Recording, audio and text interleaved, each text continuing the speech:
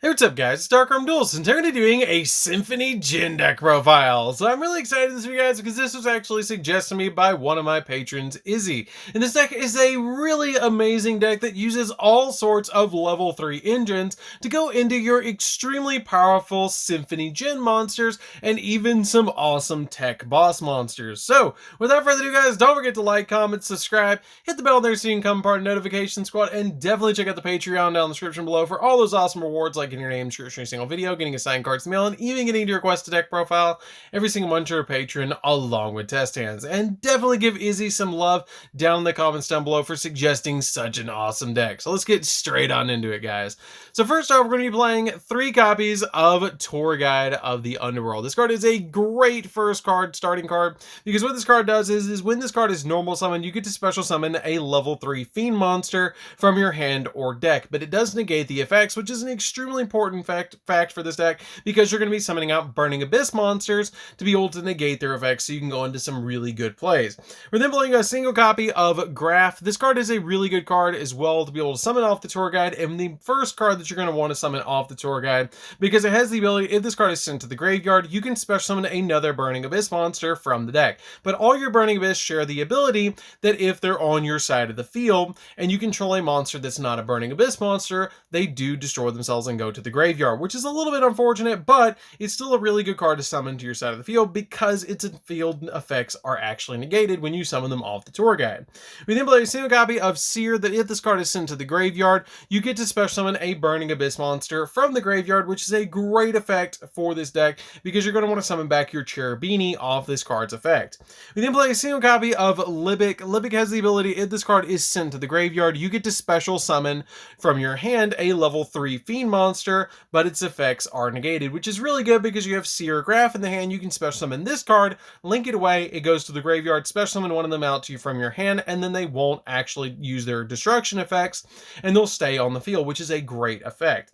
We then play a single copy of Infernity Conjurer. Infernity Conjurer is really good as another Tour Guide option because it has the ability that if you have no cards in your hand, monsters your opponent control lose 800 attack. And while you have no cards in your hand and this card's in the grave, you can special summon this card but banish it when it leaves the field, which is a great effect, especially since you're using it for Xyz material, which will just send it back to the graveyard when it's detached, which is a really good effect.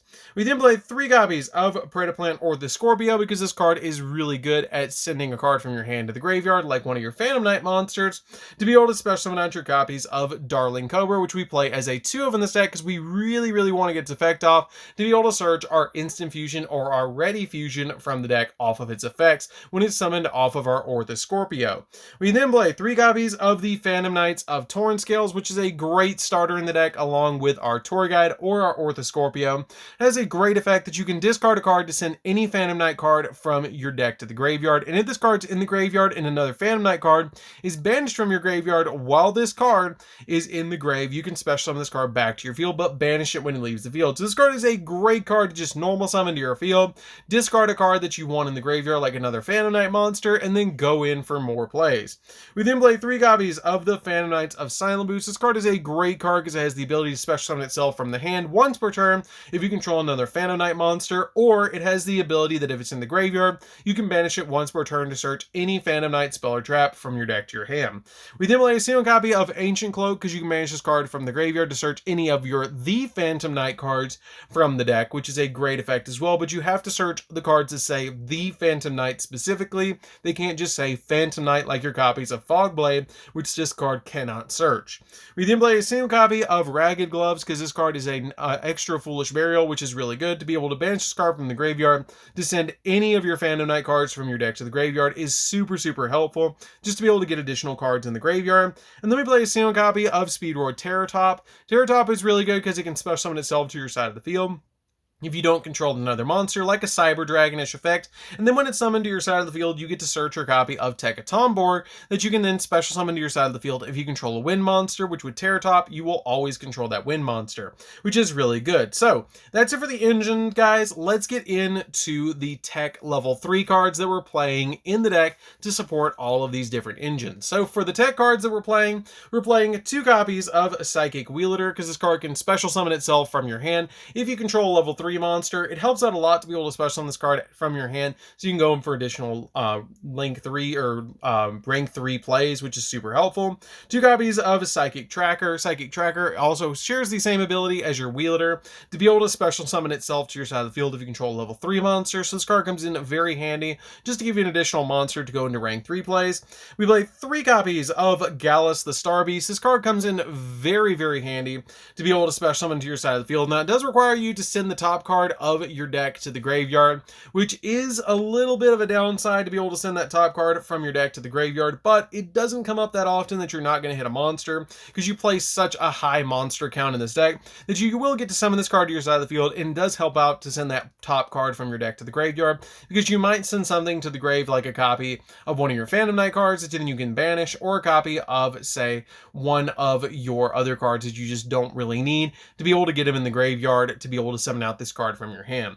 We then play 2 copies of Crane Crane. Crane Crane is a super good card because when this card is normal summoned, you can target any level 3 in the graveyard and special summon it, which is basically like a 1 card rank 3, which is super helpful for this deck to be able to use this card later in the game. So that's it for the monsters, guys. Let's get into the spells.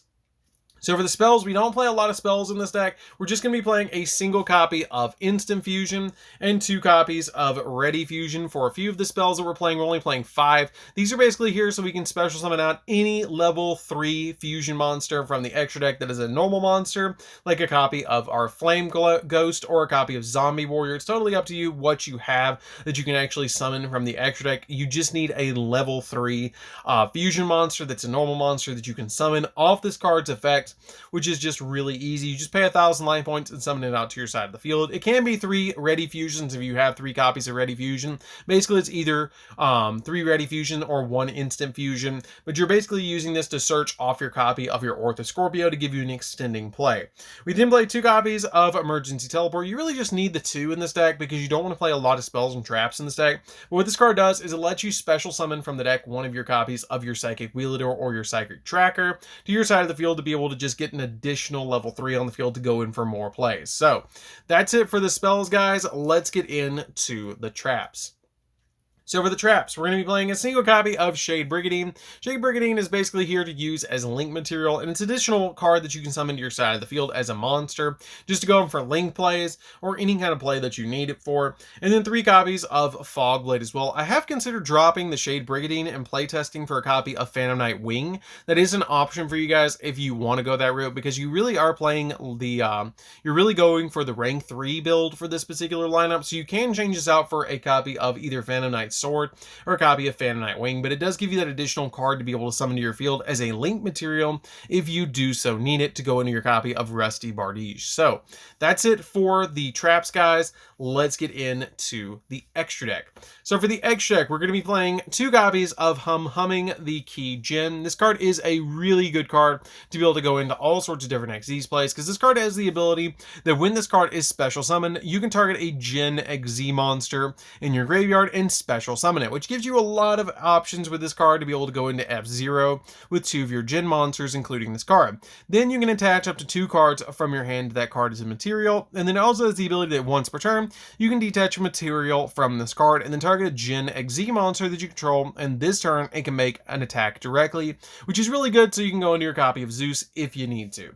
We then play a single copy of Tim Tempo, the Percussion Djinn. This card is kind of neat because it has the ability that you get to once per turn during either player's turn, detach a material from this card, and then target 1 XZ monster your opponent controls, and detach a material from that monster, and all face-up Djinn monsters you control gain 500 attack, which is a pretty good effect to be able to use to be able to get rid of XZ materials off your opponent's cards. We then play a single copy of the String Djinn.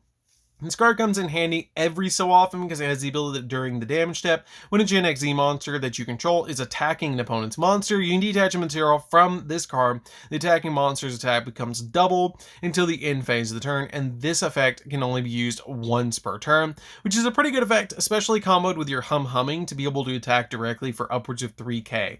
We then play a single copy of the Brass Djinn as well. This card has the ability that once per turn, you can detach a material from this card, and then target a Djinn XZ monster you control and can make 2 attacks during each battle phase, which is really good comboed with your humming, because then you can get 2 direct attacks off of this card along with your copy of your humming. Is just really, really good.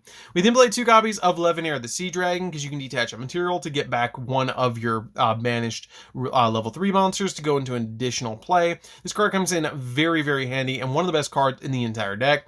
We see a copy of the Phantom Knights of Breaksword. This card comes in handy when you use your copies of Fogblade to negate your opponent's monster's effects.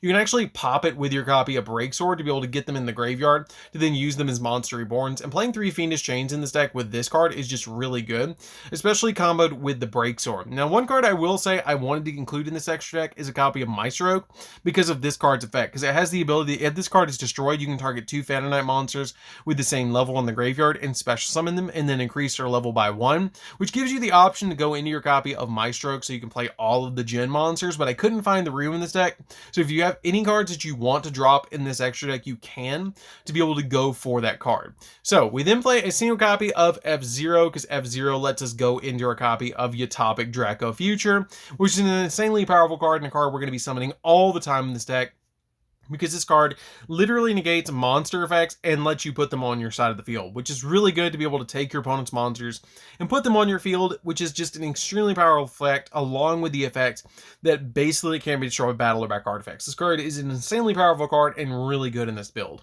We have a single copy of Double A Zeus. Double A Zeus is just a board wipe in here, and it's just a super powerful card in every single XZ base deck. One copy of Flame Ghost. Flame Ghost is here because you can play any level 3, literally any level 3 that you want in this particular position of a normal fusion monster for your ready fusion and your instant fusion targets. The extra deck is extremely tight, so you don't have to play Flame Ghost. You can play any other level 3 target. I wanted to play another one in this build because I was playing 3 ready fusions and an instant fusion in the original build, but I found that I really wanted that Breaksword in this particular lineup, so I did end up dropping the other copy of a Flame Ghost.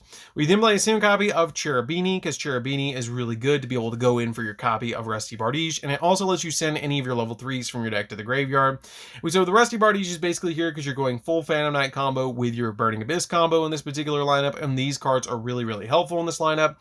Then we play a single copy of Megaclops because it's an insanely powerful monster, and if you want to play the copy of Maestro, you can drop this card. I don't go into it all that often in this particular build, but it is a really powerful card to go into late game, because this card has the ability to unaffected by other monster effects except those of XZ's monsters, and it can't be destroyed by battle except with an XZ monster. And in this deck, it has a really insanely powerful effect that you can target an XZ monster in your graveyard, and one card your opponent controls, special summon the XZ monster from your graveyard, and attach the opponent's monster to that XZ monster that you summon.